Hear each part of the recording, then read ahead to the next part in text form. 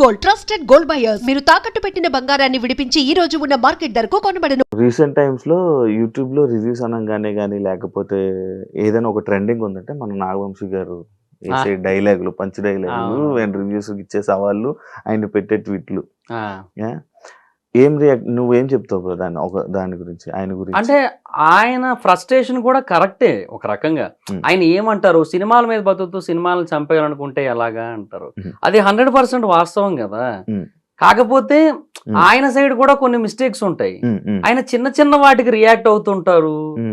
ఎవరో ఇప్పుడు ఒక యూట్యూబర్ ఏదో ఒక దగ్గర ఏదో ఒక చిన్న కంపారిజన్ ఏదో చేస్తే దాని గురించి ఈయన ఇంకెక్కడో రౌండ్ టేబుల్ కాన్ఫరెన్స్ పెడుతున్న టైంలో ఈయన వెళ్ళి దాని గురించి మాట్లాడి అన్నెసెసరీ అంటున్నా నేను. సో ఇవన్నీ కూడా అంటే ప్రొడ్యూసర్స్ అనే పర్సన్ ఎప్పుడు కూడా నా దృష్టిలో చాలా స్ట్రాంగ్ పిల్లర్ ఫర్ సినిమా. అంటే ఇప్పుడు ఎవరైతే హీరోస్ ఉన్నారో ఒక 50 మంది హీరోలు ఉన్నారు మన దగ్గర, ఇంకా ఎక్కువే ఉంటారు కూడా. వీళ్ళెవ్వరూ లేకపోయినా ఒక సాలిడ్ ప్రొడ్యూసర్ ఉంటే నిన్ను పెట్టైనా సినిమా తీసేయచ్చు. అవునా? మేబీ అదే కంటెంట్ బాగుంటే వస్తారు అనడానికి ఇప్పుడు బోల్డ్ ఎగ్జాంపుల్స్ మన కళ్ళ ముందే ఉన్నాయి. యానిమేషన్ సినిమా తీసుకుంటాడు అబ్బా, పోనీ ఏది కాదంటే మహావతార్ నరసింహలాగా. ప్రొడ్యూసర్ ఉండాలి, ప్రొడ్యూసర్ అనేటోడు ఉండాలి. ప్రొడ్యూసర్ అనేటోడు ఎప్పుడు కూడా వెళ్ళిపోకూడదు. సో హీరోలు ఉంటే అది క్రేజు అదంతా వేరు, బట్ ప్రొడ్యూసర్ చాలా ఇంపార్టెంట్. అలాంటి ఒక ఇంపార్టెంట్ పిల్లరు నాకు ఏదో ఆ మూల చిన్న బూజు పట్టింది, నేను దాని గురించే పట్టించుకుంటా, ఇంకా మిగతా పిల్లలు అందరి కోసం పట్టించుకోరంటే ఎట్లా? ప్రొడ్యూసర్స్ ఎప్పుడు కూడా అసలు అంత ఇంటరాక్ట్ కాకూడదు. బార్బలనే కాదు, ఎవరితోని ఇంటరాక్ట్ కాకూడదు. ఎవరిని ఏమంటారు ఓవర్ గా క్రిటిసైజ్ చేయకూడదు, ఓవర్ గా పాజిటివ్ గా చెప్పినప్పుడు ఓవర్ గా పొంగిపోకూడదు. నిన్న ఈటీవీ విన్, మొన్న అనుకుంటా ఈటీవీ విన్ పేజ్ ఉంటది కదా ట్విట్టర్ లో, వాళ్ళు బార్బల్ ఇది బాగుందని చెప్పాడని చెప్పి can we say that Little Hearts is a verbal certified film అనొచ్చా అని చెప్పి ఏదో పెట్టాడు అనమాట. ఇప్పుడు బార్బల్ కి సీతారామన్ నచ్చలేదు, ఇప్పుడు ఈటీవీ విన్నాడు Sitaramam is a worst movie అని చెప్పి ఒక ట్వీట్ వేయగలడా? వేయలేడు. ఇప్పుడు బార్బల్ కి సలార్ సినిమాలో ఉన్నవన్నీ ఇల్లాజికల్ సీన్లు అనిపిస్తాయి. ఇప్పుడు ఈటీవీ విన్నోడు వచ్చి Salaar is the most illogical film in the decade of the Telugu film industry అని ఒక ట్వీట్ వేయగలడా? కాటేరమ్మ కొడుకులు రారా అక్కడికి ఈటీవీ ఆఫీస్ కి? అట్లా ఉంటది కదా. సో అదే అంటున్నా, ఎప్పుడు కూడా యూ డోంట్ నీడ్ టు అంటే ఏమంటారు, ఒక పర్సన్ ఒపీనియన్ ని సీరియస్ గా తీసుకోవాల్సిన అవసరం లేదు. టూ మచ్ పాజిటివ్ అయినా టూ మచ్ నెగిటివ్ అయినా అంత సీరియస్ అన్నెసెసరీ. పెద్దోళ్ళు చిన్న విషయాలు పట్టించుకోకూడదు, అది నేనేదన్నమాట. సో ప్రేక్షకులు రివ్యూవర్స్ వీళ్ళ మధ్య రిలేషనే ఉండాలి తప్ప reviewers and producers, reviewers and cost అంటే ఆర్టిస్టులు వీళ్ళ మధ్య ఎక్కువ ఉండకపోతేనే బెటర్ నన్ను అడిగితే. ఉంటే స్పాయిలే అవుతుంది తప్ప ఏమి అడ్వాంటేజ్ ఏమి ఉండదు. ఆయన అదే లైక్ ఆయన రివ్యూస్ కి దానికి వీటికి డబ్బులు ఇస్తే అవే వస్తాయి, డబ్బులు ఇస్తే వాళ్ళే వేస్తారు, డబ్బులు వస్తే లైక్స్ వస్తాయి అంటారు కదా. మరి అది అంటే అది వాళ్ళ సైడ్ నుంచి ఉంటదేమో కొంత. ఎందుకంటే బుక్ మై షోలో వాటి కోసం చెప్పారు, లైక్స్ కోసం వాటి కోసం, తర్వాత యూట్యూబ్ ట్రైలర్ వ్యూస్ వాటి కోసం చెప్పారు.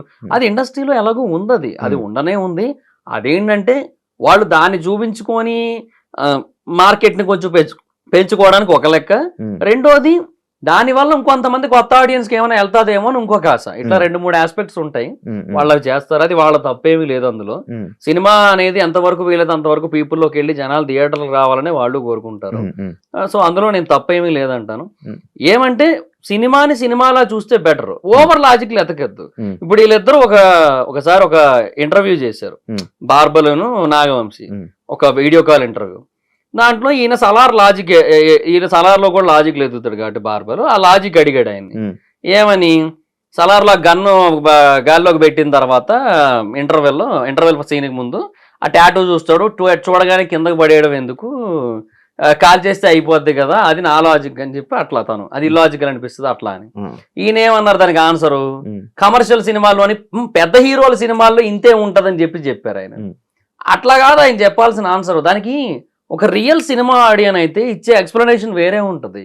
అంటే లైక్ ఇప్పుడు దాన్ని నేనే ఇప్పుడు ఎగ్జాంపుల్ చేయాలంటే, ఇప్పుడు ఆడక్కడ గన్నుతో వాడు మనిషి మొహం కూడా చూడలే, జస్ట్ టాటూ చూశాడు.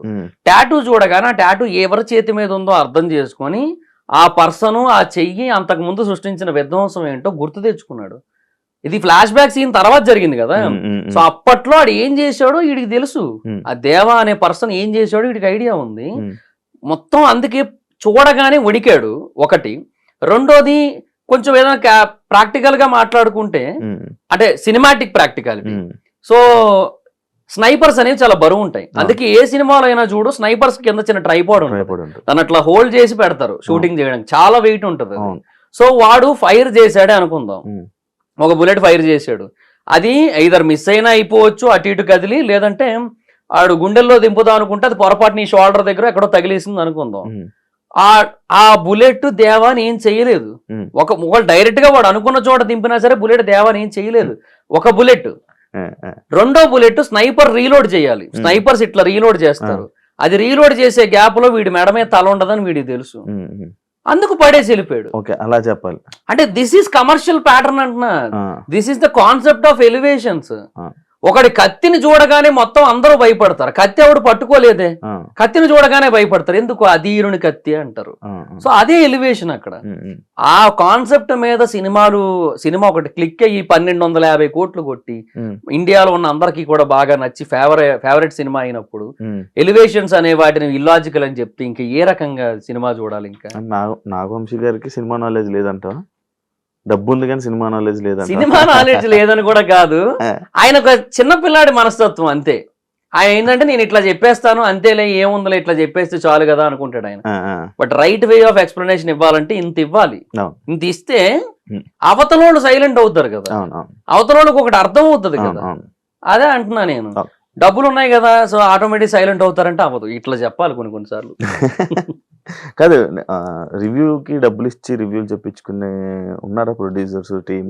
ఏమో, నన్ను కూడా అప్రోచ్ అయ్యారు, బట్ నేనైతే వద్దనేసాను. మరి వద్దనేసి ఎప్పుడు తీసుకోలేదా? లేదు, ఎప్పుడు తీసుకోలేదు. కానీ ఉన్నాయి, అది ఉన్నది. నన్ను 2 సినిమాలకి యాక్చువల్ గా నన్ను ఏమని అడిగారంటే, జట్టి నీతో ఈ 2 సినిమాలకి ఏమని అడిగారంటే, అప్పుడెప్పుడు హైదరాబాద్ లో ఉన్నప్పుడే అది ఏమంటే ఇట్లాగా ఏంటది, సినిమా చాలా బాగుందండి బట్ ఎక్కువ మందికి రీచ్ అవ్వట్లేదు, సో అందుకని ఏంటంటే ఇంకా మీరు కొంచెం సపోర్ట్ చేశాడు, మీకు నచ్చుతుంది ఖచ్చితంగా సినిమా, మీరు వచ్చి చూసి రివ్యూ చెప్తే అది పీపుల్కి ఎక్కువ రీచ్ అవుతుంది అది ఇదని చెప్పి అట్లాగా చెప్పారు. సరే ఓకే నేను వెళ్ళాను చూడడానికి, అక్కడ నాకు నచ్చలేదు సినిమా, బాగాలేదని నేనే చెప్తాను, ఏముందన్న దీంట్లో చెప్పడానికి. నా పక్కన డిస్ట్రిబ్యూటర్ కూర్చున్నాడు ఆ సినిమాకి, ఇంకో సినిమాకి ప్రొడ్యూసరే కూర్చున్నాడు నా పక్కన. సో ఇంకా ఏం చెప్పలేను, బాగాలేదు అదైతే చెప్పాను, బాగాలేదన్నా నేనైతే చెప్పలేను సారీ అని చెప్పేసి, సరే నేను ఇంకా అదే చెప్పుకుంటాను రివ్యూ అంటే అది వద్దన్నారు. మళ్ళీ నెగిటివ్ రివ్యూ వద్దనేసారు మళ్ళీ. మళ్ళీ నాకు అప్పుడు ఏమనిపించింది అంటే టైం వేస్ట్ అయిపోయింది కదా నాకు, సో ఎందుకులే ఇంకా అని చెప్పి ఇంకా తర్వాత ఎవరన్నా ఒకవేళ చెప్పినా కూడా నేను నమ్మడం మానేసాను. ఏమనంటే వాళ్ళు అంత కష్టపడి తీశారు కాబట్టి వాళ్ళ సినిమా వాళ్ళకి ఖచ్చితంగా నచ్చుతుంది, మనకు నచ్చదు అది అని చెప్పి ఇంకా అర్థమైంది. ఇంకా సర్లే అని వెళ్ళలేదు. ఇంకా తర్వాత మొన్న లిటిల్ హార్ట్స్ ట్రైలర్ కోసం కూడా అది కొంతమంది అది ప్రమోషన్ అనుకున్నారు, అది చందు అని మనోడు ఒకటి ఉంటాడు, ఐడియా ఉందని. బన్నీవాస్ గారు ఇట్లా చెప్పారన్నా, కొంచెం కొంతమంది లిస్ట్ ఇచ్చారు ఇట్లాగ ఏమైనా చేస్తారేమో అడుగు అంటే, నిన్ను అడుగుతున్నాను చేస్తావు లేదో నీ ఇష్టం అంటే, చూశాను నాకు ట్రైలర్ బాగానే అనిపించింది చేశా అంతే. సో అదేదో అడిగాడు అని చెప్పి సరే నాకు బాగానే అనిపించింది అని చెప్పి చేశాను నన్ను లిటిల్ హార్ట్స్ ట్రైలర్.